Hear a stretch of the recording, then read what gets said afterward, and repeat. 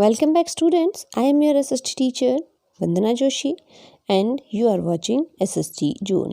Students, today we will revise Chapter 6 in History, that is, Towns, Traders, and the Craftsperson, in which we will study about the towns, trades, and the craftsperson during the medieval period.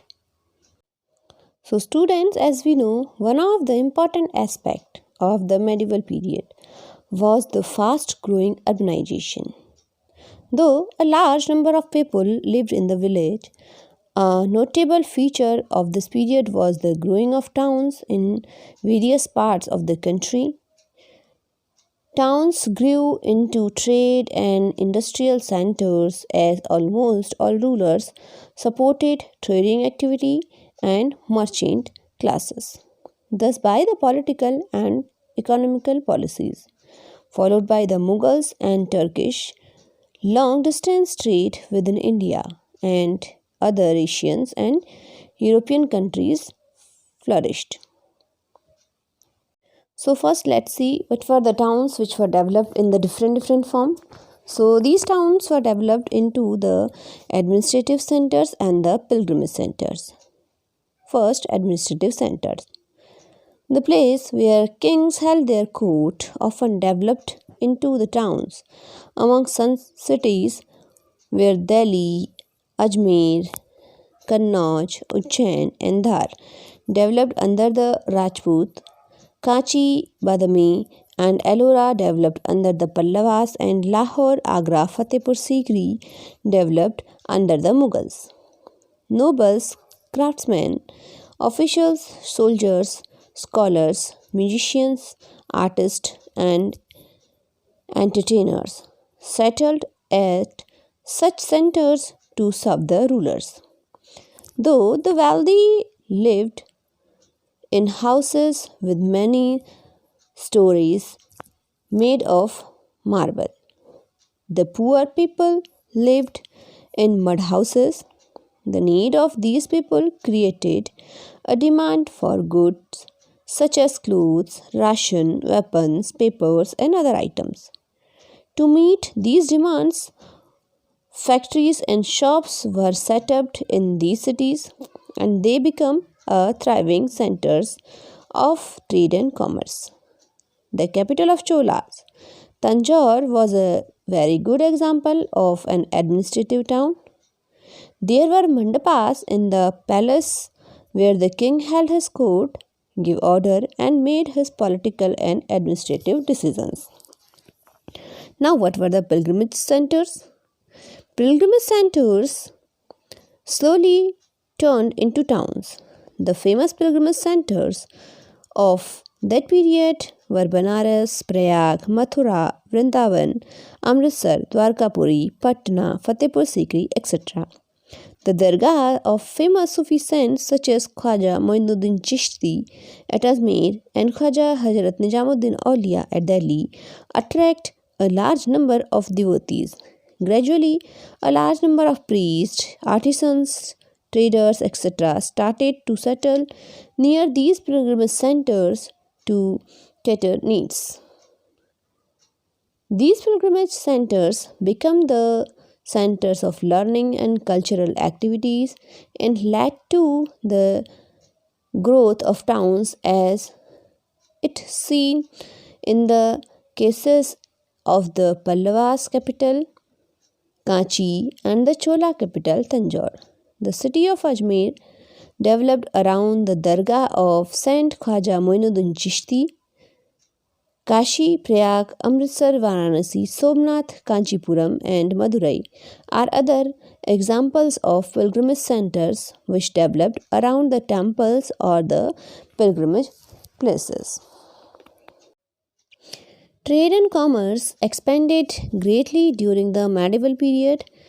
There were a number of trading towns like Agra, Surat, Patna, Ahmedabad, Delhi, Calicut, Malwa, etc. The major products produced here were textile, paper, opium, indigo, etc. They became the meeting point of foreigners and Indians from where export and import of goods were started. Surat, Kambe, Sopara, Brooch, popularly known as Bahraich, and Cochin and Goa were important seaports. Now let's see a little introduction of the trades and the craftspersons. Both traders and craftspersons had an important place in the economic activities of the country. Indian craftsmen were perfect masters in producing articles of different kind of good quality. The craftsmen of this period were highly skilled persons. Craft of making leather goods, paper making, glass making were flourished. They were perfect master in the field of textile industry, and their cotton, woolen and silk clothes had no comparison in the world. Kashmir was famous for carpet, silk clothes and woolen clothes. Agra, Multan, Fatehpur Sikri, Jaunpur, Alwar, etc. were famous for producing carpets. World famous muslin clothes was produced in Deccan, Persia, Africa, Arabia, Egypt, China, Japan, along with many European countries, had a great demand of Indian cotton clothes. Marco Polo described the skill of Indian craftsmen in making of leather goods. He wrote, "Beautiful made in red and blue leather and inlaid with figures of bird and beads and skillfully embroidered with gold and silver wires were quite exquisite." Fatehpur Sikri and Bearer were famous for glass industry, Jaunpur and Gujarat for perfumes, wooden work of Karnataka and Kashmir, and brass work of Banaras and Delhi was famous. Traders and merchants of this period were extremely rich and led a luxurious life. Bombay was a city of wealthy merchants. They had beautiful houses built of fine stones and tiled roofs. Their houses were surrounded by orchards. Now, students, in detail, we will see three famous cities. These were Hampi, Masulipatanam, and Surat. The three towns had risen to great prominence during their respective periods. Masulipatanam and Surat were famous port towns in the Mughal period as well. So first we will see Hampi. Hampi was the capital of mighty Vijayanagar Empire.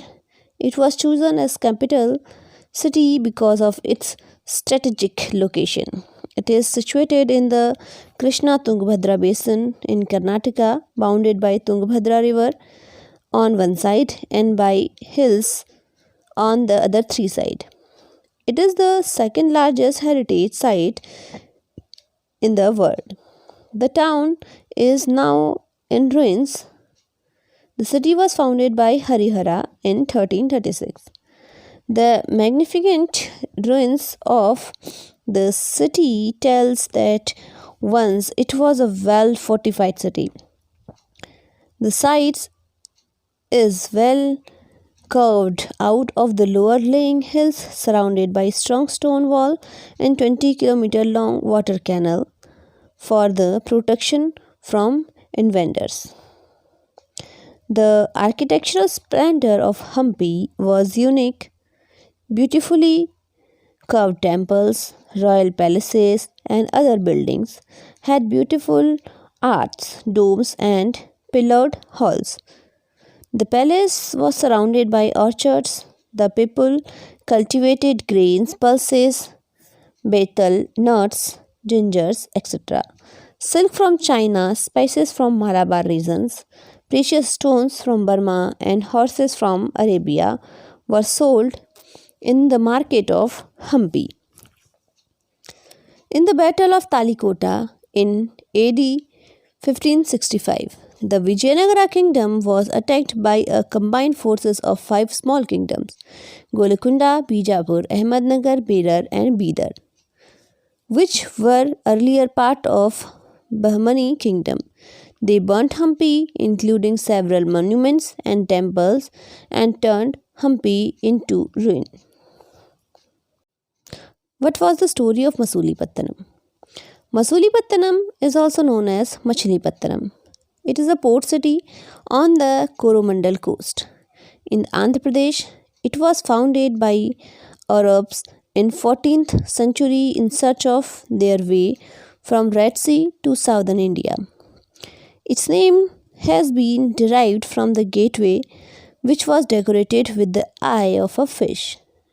During the 17th century, it became a trade center for the French, British, and Dutch traders. It was the main port of the kingdom of Golconda.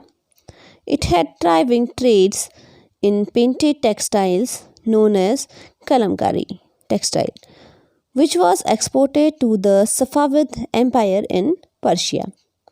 Its most important industry were the weaving and dyeing clothes. Dyed cotton clothes produced in Masulipattanamu called chinch was very popular in Europe. The Western traders were much fascinated with this art. As a result, it brought a lot of wealth to the kingdom. Now let's see the story of Surat. Surat is a port city situated on the bank of river Tapti in Gujarat. It was one of the most important trading center in the medieval period. It was the major gateway for trade with West Asia, according to Duret Barbosa. It was an important port frequented by ships for Malabar. During the reign of the Mughals, it was famous for its patola silk. Fine textiles with jari borders were produced by craftsmen, which were much sought after by the royalty and nobles in Malaysia and Indonesia. This fine textile was exported to market of West Asia and Europe. Surat was inhabited by people of different castes and creeds. It was a cosmopolitan city, and merchants from different parts of the country as Multanis, Kashmiris, Bohras, Muslims, and Baniyas lived here. During the Mughal period, it became the hub of commercial activities. It was also used as the gateway of Mecca by so many pilgrims. During the 17th century, the British, Dutch, and the French established their trading factories in Surat. It became a major center of export of indigo, sugar, and textile. Surat was also famous for the thriving business in pearl. According to Babarnama, these pearls were inlaid in furniture used by the emperors and nobles. Even today, Surat is famous for diamond cutting and polishing. The city lost its luster after the attack of Maratha in 1723 AD. Later, after arrival of British and the European countries, the new towns and trades were also emerged. Apart from textile, some more other work were emerged, and the English emerged as the most successful commercial and political power in the subcontinent. In the 18th century, during the colonial rule of the British, few black cities or the black towns were formed for the traders and craftspersons, as the work of weaving and others were high taxable, and the craftsmen they forcibly removed from their work as they were not able to pay the high taxes.